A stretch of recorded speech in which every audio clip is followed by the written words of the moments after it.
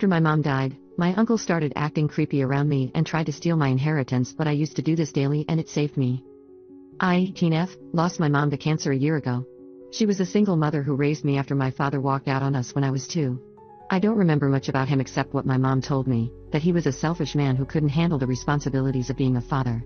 He never contacted us or paid any child support. My mom worked 2 jobs to support us and give me a good life. Growing up, it was just me and my mom against the world. We didn't have much money, but we were happy. My mom made sure I never felt the absence of a father. She was both mom and dad to me. She attended every school event, helped me with homework, and was always there when I needed her. We had this tradition of having ice cream sundaes every Friday night while watching movies. Those were the best times of my life. Everything changed when my mom was diagnosed with stage 4 lung cancer. I was 16 at the time. It came as a complete shock because my mom had always been healthy. She never even smoked. The doctors said she only had a year or 2 left. I remember sitting in the hospital corridor crying while my mom tried to comfort me. Even when she was dying, she was more worried about me than herself. My mom's sister, my Aunt Candace, 35F, stepped forward to take care of me. She and her husband Dylan, 38M, lived in a big house in the same city. They didn't have any kids of their own despite trying for years. My mom was relieved knowing that I would be taken care of by family after she passed away. During her last months, my mom made all the arrangements for my future. She had worked really hard throughout her life and saved money for my education. She also had a life insurance policy that left me with a decent inheritance. She made Candace the custodian of my inheritance until I turned 21. My mom believed that by then I would be mature enough to handle my finances. My mom passed away peacefully in her sleep. The last thing she said to me was that she loved me and that I should always stay strong. I still cry sometimes remembering that moment. After the funeral, I moved in with Candace and Dylan. Initially, everything seemed fine. Candace was incredibly supportive during my grief. She understood how much I missed my mom because she missed her sister too. She would often share stories about their childhood, which made me feel closer to my mom. Candace even continued our Friday ice cream and movie tradition. Dylan also pretended to be caring at first. He would act like a concerned uncle, saying I reminded him of his younger sister. He would bring me chocolates from work and ask about my day. Looking back, I should have seen the red flags, but I was too naive. Things started getting uncomfortable about 6 months after I moved in. I noticed Dylan staring at me when Candace wasn't around. At first, I thought I was imagining things. But then the stares got more obvious and creepy.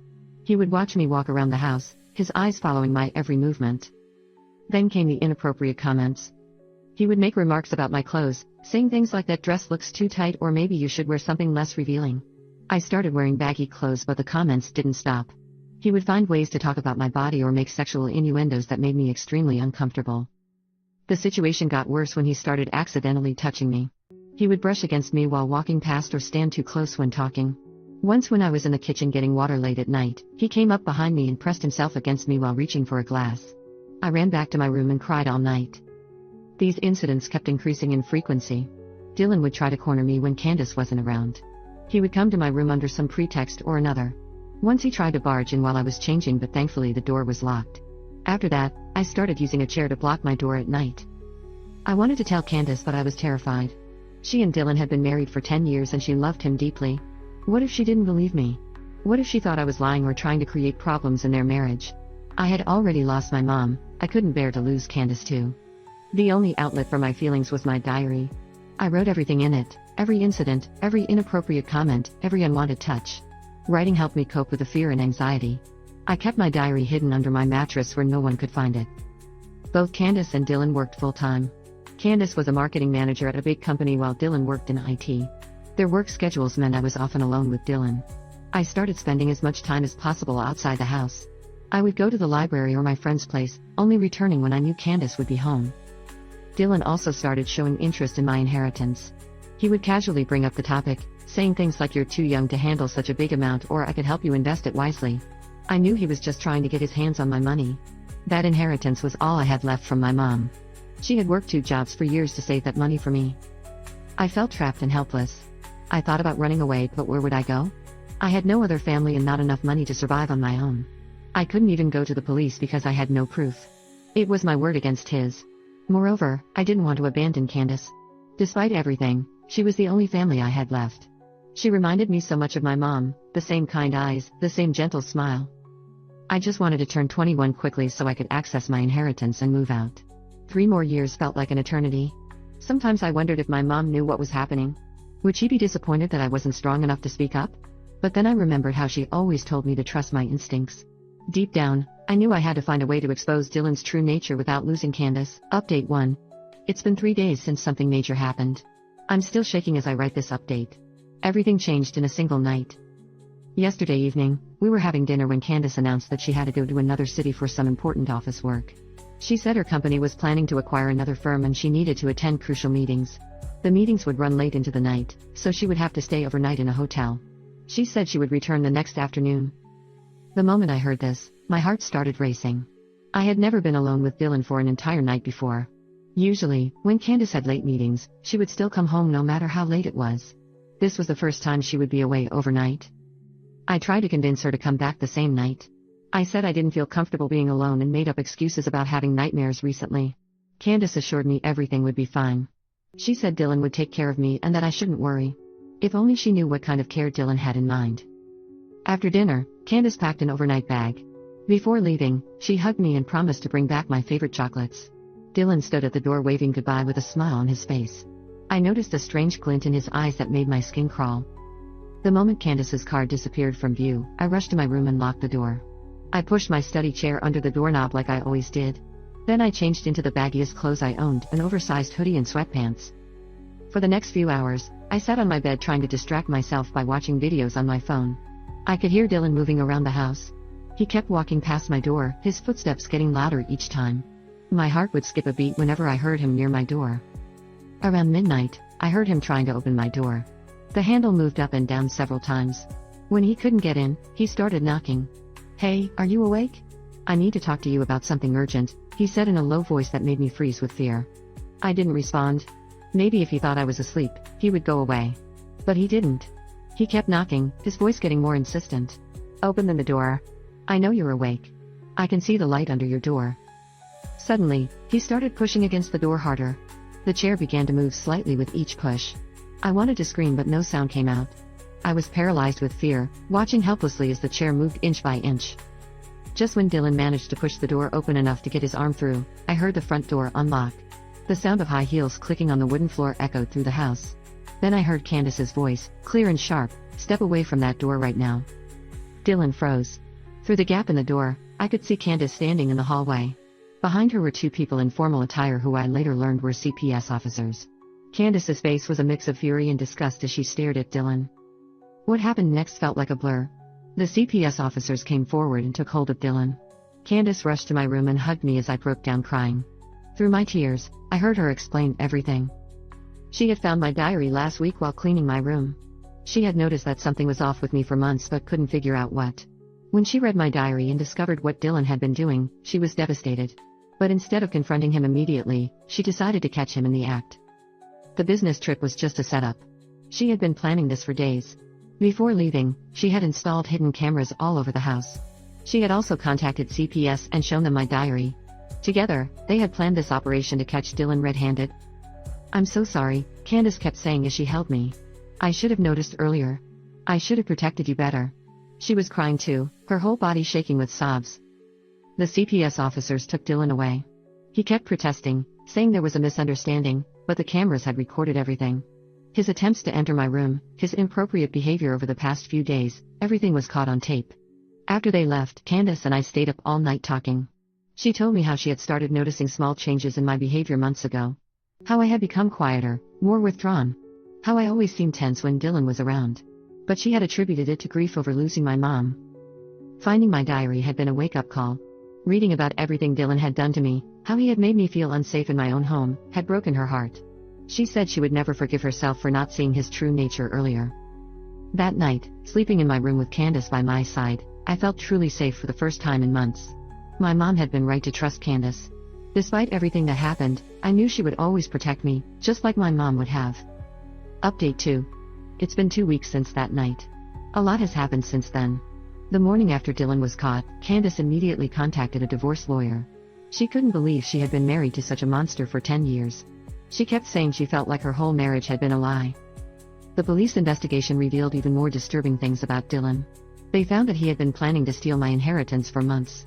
He had created fake documents that would have allowed him to transfer my money to his account once I turned 21. He had everything planned out, fake signatures, backdated papers, even a forged power of attorney. But that wasn't all. The police also discovered that Dylan had been embezzling money from his company. He had been creating fake vendor accounts and diverting company payments to his personal accounts. When the police raided his office, they found evidence of years of financial fraud. During the divorce proceedings, something unexpected happened. Several women from Dylan's office came forward with complaints against him. Apparently, he had been sexually harassing female employees for years. He would make inappropriate comments, try to corner them in empty conference rooms, and send them explicit messages. One woman, Sarah, who worked as his assistant, revealed that she had quit her job 6 months ago because of his behavior. She said she had complained to HR, but Dylan had friends in management who helped cover everything up. After hearing about his arrest, she finally felt brave enough to speak up. Another woman, Emily, shared how Dylan had tried to assault her at an office party last year. She had managed to escape and wanted to file a complaint, but Dylan had threatened to get her fired. She had 3 kids to support and couldn't risk losing her job, so she stayed quiet. When these women came forward, it became clear that Dylan's behavior with me wasn't an isolated incident. It was a pattern. He had been preying on vulnerable women for years, using his position of power to silence them. Candace was devastated learning all this. She blamed herself for not seeing the signs. She said there had been rumors about Dylan at his office, but he had always dismissed them as jealous colleagues trying to ruin his reputation. She had believed him because she thought she knew her husband. The divorce proceedings moved quickly given the circumstances. The evidence against Dylan was overwhelming: the video footage from our house, the testimonies from his colleagues, the proof of financial fraud. Candace's lawyer said it was one of the strongest cases he had handled. Dylan tried to fight back at first. He claimed that I had made everything up because I was jealous of his relationship with Candace. He said the other women were lying to get revenge because he had rejected their advances. But no one believed his lies anymore. The judge was particularly harsh with Dylan after seeing the video evidence from our house.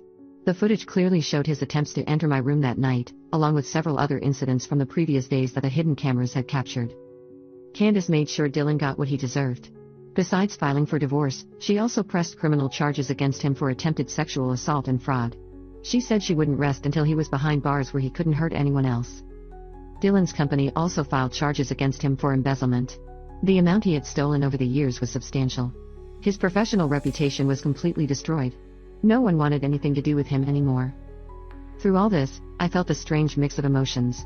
I was relieved that Dylan's true nature had been exposed, but I also felt guilty seeing Candace's pain. She had lost her husband, her trust had been betrayed, and her whole life had been turned upside down. But Candace assured me none of this was my fault. She said I had actually saved her from spending more years with a monster. She was grateful that everything had come to light before Dylan could hurt anyone else. The divorce was finalized last week. Given Dylan's crimes, the judge awarded everything to Candace: the house, all their joint assets, everything. Dylan was left with nothing except his legal bills and the charges against him. Update 3. It's been 6 months since everything happened. Life has changed completely. Dylan's trial ended last month. With all the evidence against him, the video footage, the testimonies from his victims, the proof of financial fraud, the jury took only 2 hours to find him guilty. He was sentenced to 8 years in prison for attempted sexual assault, financial fraud, and workplace harassment. The judge also ordered him to register as a sex offender after his release. His company sued him separately for the embezzled money, and he was ordered to pay back everything he had stolen. Candace has been my rock through all of this. After the divorce was finalized, she transferred the custody of my inheritance to a professional trustee. She said she wanted to make sure no one could ever try to steal it again. The trustee is a reputable firm that specializes in managing inheritances for young beneficiaries. We still live together in the same house. Candace had it completely renovated: new furniture, new paint, new everything. She said she wanted to erase all traces of Dylan from our lives. She even converted his home office into a study room for me. My relationship with Candace has grown stronger. We've developed our own routines and traditions. We still have our Friday movie nights, but now we've added Sunday brunches where we try new recipes together. Sometimes we talk about my mom, sharing memories and stories. Candace tells me how much I remind her of her sister, especially when I laugh. The nightmares I used to have about Dylan have stopped. I no longer feel afraid in my own home or jump at every sound. The security system Candace installed helps too. It gives us both peace of mind knowing that we're safe. Several of Dylan's victims from his workplace have become friends with Candace. They often come over for dinner, and we've formed a sort of support system. It's healing to see how they've all moved forward with their lives, refusing to let what Dylan did define them. Candace suggested therapy a few times, but I told her I was doing fine processing everything on my own. Writing in my diary still helps. Sometimes I read my old entries from when Dylan was here, and I can hardly believe how scared and helpless I felt then. I'm so much stronger now. I think about my mom a lot. I know she would be proud of how Candace protected me. She always said that family isn't just about blood, it's about who stands by you when things get tough. Candace proved that. She chose me over her marriage when she discovered the truth. She made sure I was safe, just like my mom would have wanted. Last week, we visited Mom's grave together. Candace helped me plant her favorite flowers and we sat there for hours, talking about everything that had happened. It felt good to tell Mom that I was okay, that I was safe, that her sister was taking good care of me. Dylan's family tried to contact us recently, claiming he had changed in prison and wanted to apologize. We ignored them. Some things can't be forgiven, and we're not interested in his apologies. Candace and I have moved on with our lives. We're focusing on building a better future, one without fear or shadows from the past. Looking back, I realize how close I came to becoming another one of Dylan's victims. If Candace hadn't found my diary, if she hadn't set up that trap, I don't even want to think about what could have happened. But she did find it, she did protect me, and that's all that matters now. We're safe, we're together, and we're healing.